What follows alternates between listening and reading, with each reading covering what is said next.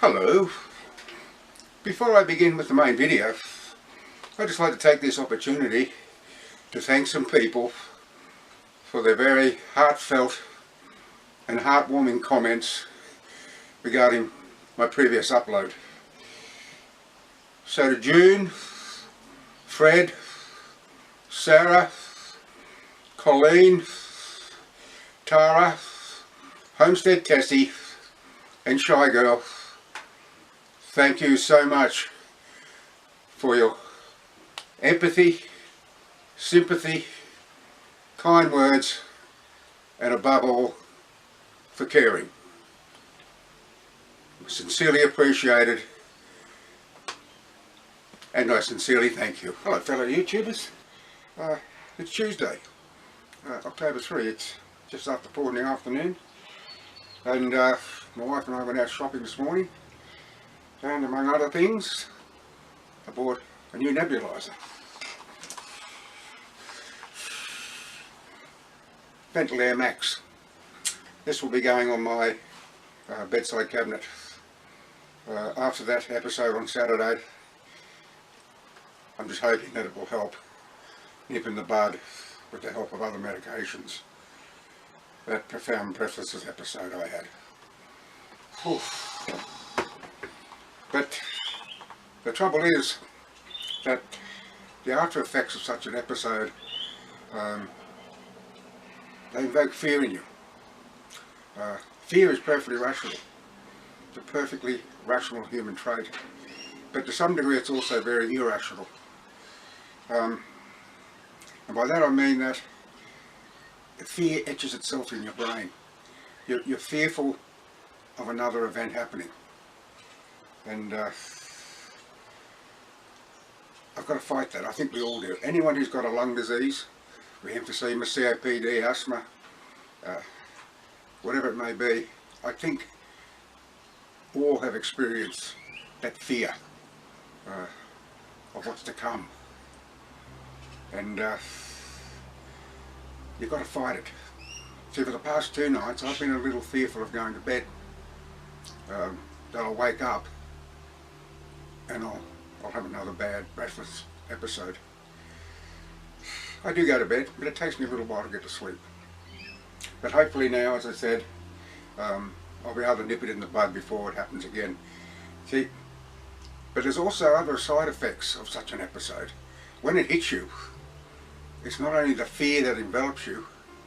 With me, it's a sudden urge, dreadful urge, to urinate.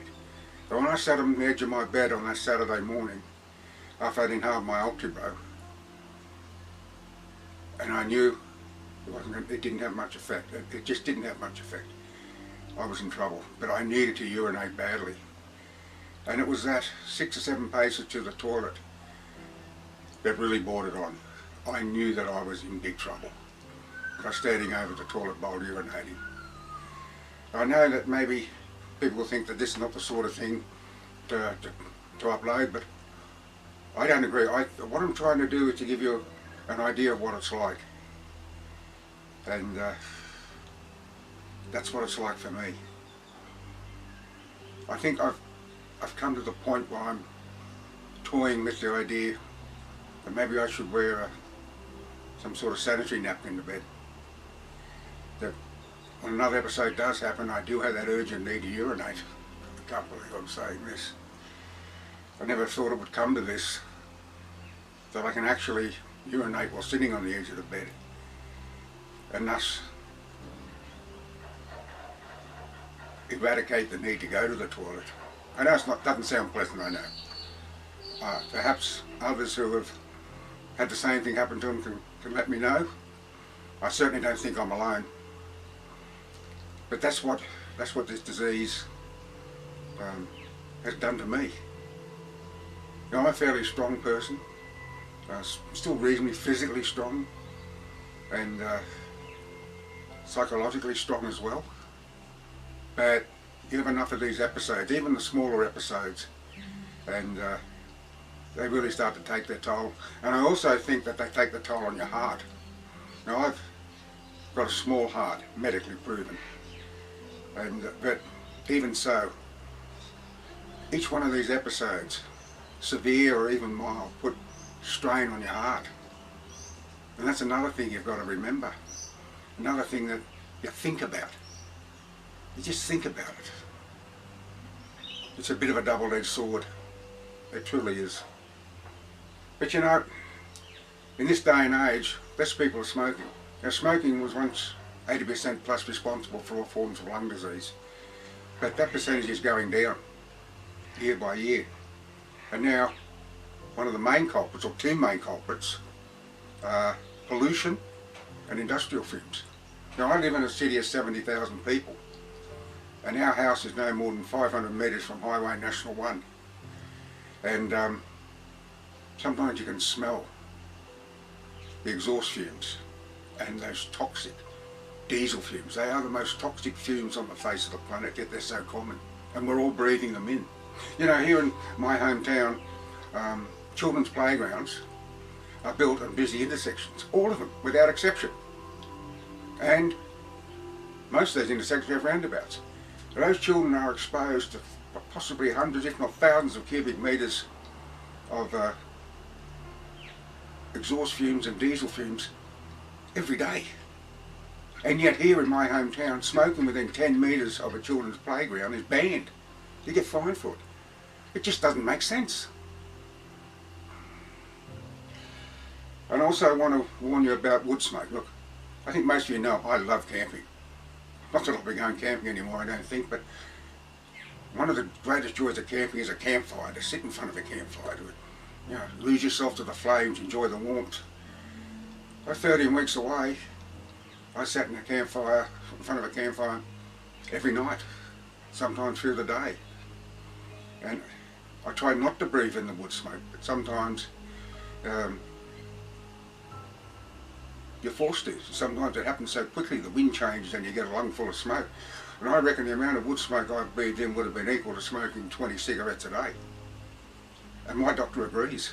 He said in his home country, emphysema from smoking is really in its infancy, because not many people in his home country smoke, but they do cook on small wood fires. And he said that is the main cause of emphysema in his country. Food for thought, isn't it? So whatever you do when you sit in front of a campfire, try to avoid the wood smoke. Sometimes it's unavoidable. But whatever you do, try to avoid breathing in wood smoke. You know, I don't want to rain in your parade because there's nothing like a campfire. But please, try to avoid the wood smoke. Well, that's about it for me sitting here in my shed. I've got a small job to do outside. Now come along, I'll show you. This is the screen enclosure I built for my wife to put her orchids in. And she had a makeshift gate at this area here. But I've made a gate that will go from this post here, which I fabricated. We'll go across to the shed here. And this is the gate. Just used some scrap fencing we had around and put a couple of aluminium pipes in for the edging. And it'll look pretty good. Well, there we go.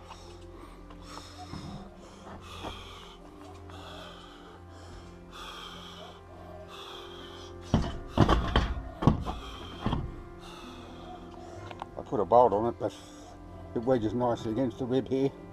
My wife's happy with that. Happy wife, happy life. Also, my wife's put in a vegetable garden. Good. And she's also put in another little pond. The pump's not working at the moment because it's solar powered. It was a little grubby because we've had some rain. Wash some mud into it, but that's okay, it'll be fine. And I'm going to make another little vegetable garden here as well, so that I can plant some spinach and kale and things like that for our health drink. And once upon a time, the lawn here was my pride and joy. I used to feed it, aerate it, but now things have changed, and the less I have to mow, the better. Well, I want to thank you for watching. Until next time, bye for now.